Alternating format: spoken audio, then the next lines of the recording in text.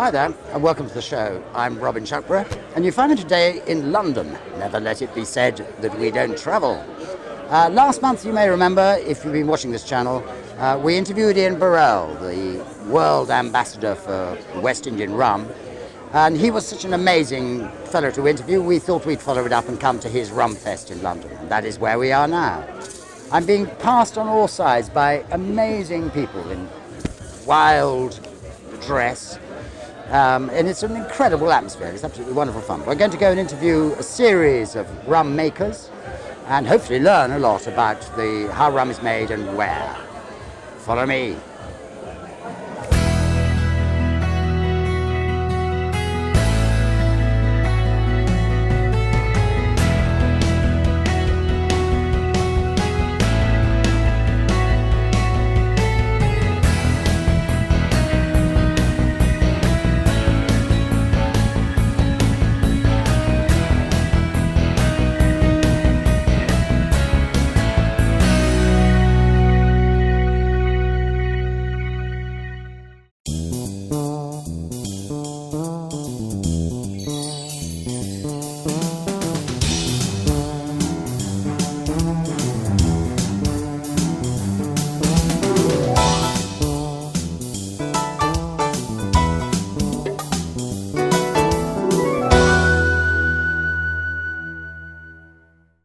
Right, Andrew, it's very kind of you to give us your time. Thank you very much.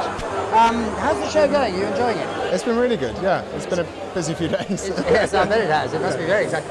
Is it your first time at this show? Is it? No. So we've been doing it every year for God knows how many years. Oh, really? So pretty much since it started. Yeah. So it's established as a really good show to do. It's the one rum event in the country that it stands out above everything else. Well, I have to ask you. You're called the Whisky Exchange. So give me a little bit of an idea why it is you're at a rum event, but also tell us a little bit about the history of the So, and we started in '99, so we're 17 years of age as a company. When we first started, we were specialists in whiskies. The two brothers that own the company are collectors of whiskey themselves. Before they started the company, they were established collectors in the world of whiskey. Right. And so we started out as predominantly as a whiskey-based company, and after time they realised that actually they were getting quite successful and thought, well, there's a market to branch out and specialise in all spirits. In other spirits. And so we've gone from whiskey is still very much our core. So and the whiskey business, I ought to point out to the people that are listening to this that the wonderful noise in the background is a rum-generated party noise. It's the Rumfest party. It's definitely the Rumfest background noise. So what you're dealing with then is specialist whiskies is where you started. So in barrel or in bottle were they? In bottle, and we also bottle ourselves. Right, so okay. we do a few different bottlings, Elements of Islay, Porterscade, where we're buying casks from Scotland and bottling them ourselves. Yes, I see. But since then we've grown out and we've found specialist spirits from all across the world, and we've branched into lots of different rums. We were one of the first to bring in a lot of new rums into the country. Yeah. Before they have official distribution in the UK, quite often we start importing them ourselves off the back of our own. And you're importing largely for collectors, so the name Exchange suggests that you're dealing as in... Initially when we started we did a lot of collectible items and a lot of rare sought after things. Right. We now do a huge range. It's not just, we're not catering just for the collectors. So you're doing proper distribution, then, yeah. to all kinds of outlets. Yeah. So the nature of the business has changed considerably. Yes. And you have obviously a lovely range of stuff. Yeah. Where are you based now? So our offices are based in Park Royal, so just in West London, but we have a shop in Covent Garden, so on Bedford Street, just off the Strand. Yeah. And we opened last year there. I have some memory of seeing your name in sort of public places, and I'm thinking sort of duty free, and maybe that's in my imagination. World of Whiskies is right, duty maybe free. Maybe I'm getting them muddled up. Yeah, we've never done duty free. So from the normal buyer's point of view, looking for a wide selection without any bias in any direction at all of any spirit, you are the go-to people. our range is probably one of the largest in the world. And you look at, and you're online presumably, and Yes. can people buy online? Yes, the bulk of what we do is online, and we ship pretty much to every country that we can. Yes, I see. Yeah, the only places that we don't are generally where the rules permit us from doing so. Fair enough. Well, let's hope to goodness that none of that changes in the near future. I agree. Very good, wouldn't it?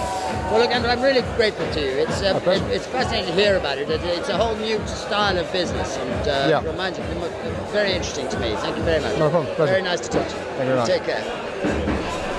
Great. Larry, it's very good of you to give us your time. I know how busy all this is, and look at the amazing atmosphere. Yeah, it is. Are you enjoying the show? Absolutely. Sundays are always much better. Really?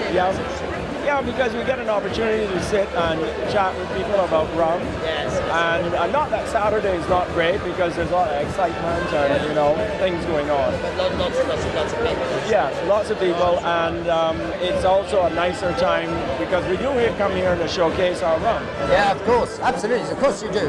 Well, now tell us about your rum. This is Bajan rum, so this is from Barbados. Is Bajan the right word? Yes, Bajan is. In fact, on our white rum, we actually quote the term "see through," which is the old Bajan term for white rum. Oh, right. Okay. We see through it. I understand.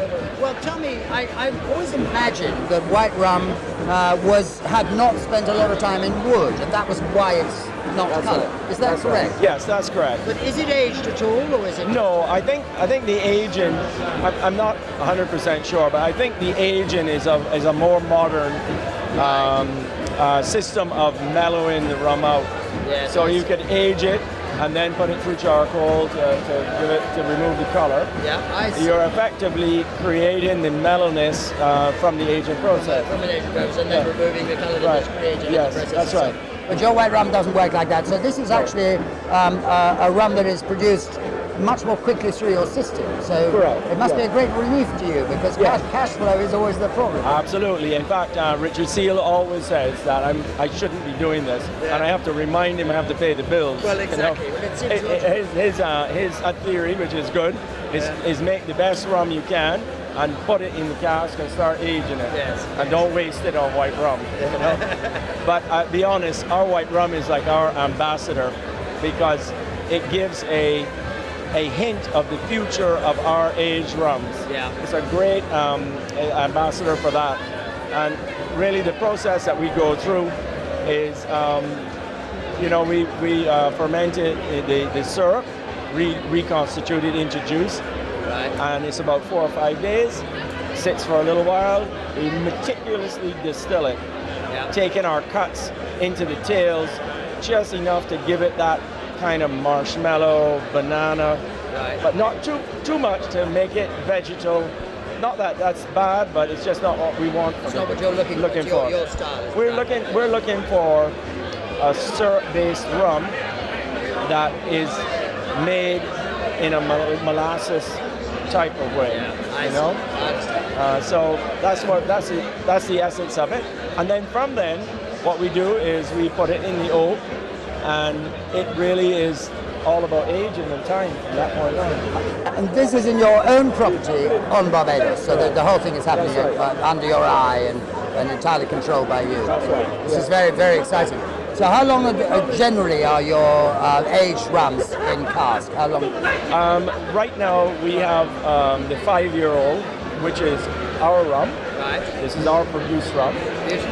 And it has this lovely golden color to it. Yeah. And we have we started with about 200 barrels of 4 square rum, which we then aged at bottle strength.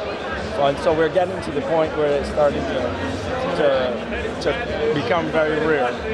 And the whole process now is a migration from that rum to our rum. Yes, I see. Fantastic. Well, this is very exciting because this is a sort of fairly classic example. You're not a big operator. This is a small farm doing its own thing and bravely coming all the way across the world to the UK. I don't know why, but that presumably we have a good market here. Oh, absolutely. It suits our brand very much so. We produce all of our rum really for the market in Barbados. We only make 5,000 bottles a year of all types. Well, if I could think of a better reason to come back to Barbados, I'd be hard pushed, I'm sure. It's been an absolute pleasure talking to you. Thank you very much, and I wish you luck for the rest of the show. Thank you very much. Perhaps we'll see you again next year. Very much, thanks. Very nice to see you. Okay, nice to see you. Find us on our website, on the cotswoldexplorer.co.uk, on Twitter at Cotswold Explore. Obviously find us on Facebook and anywhere else, and remember to subscribe to our channel.